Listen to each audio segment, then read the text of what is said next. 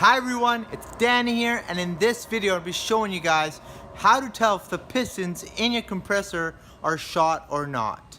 Now, today we are working on this one-door true freezer here. So the first thing I'm going to do is make sure I got power, and I'm going to connect the unit. I'm going to plug it in like so.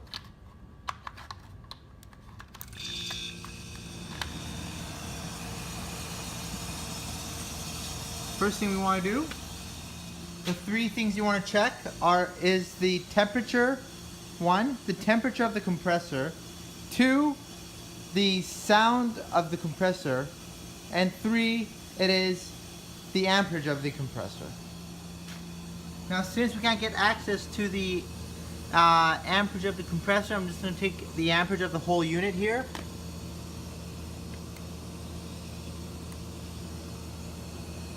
We see here that it's drawing around just shy of 9 amps. Gonna let it run for about 30 seconds.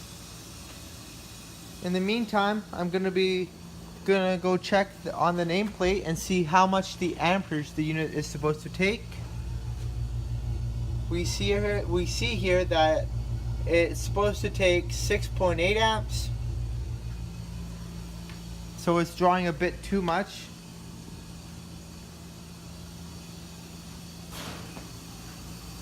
The second thing you want to do is touch the compressor.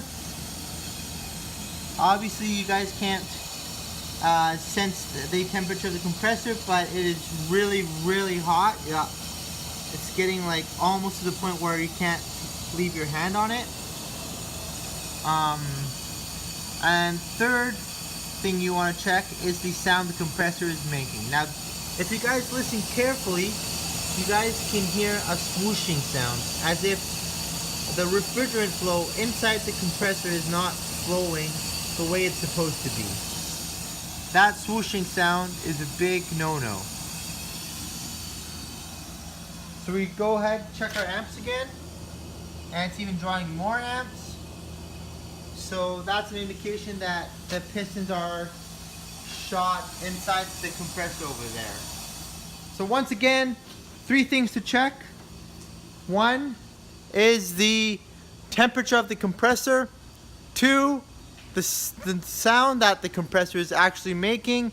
And last thing is the amperage draw of the compressor or the whole unit as a total. Once again, this is Dnoorian. Hopefully you enjoyed this video, and I will see you guys in the next video.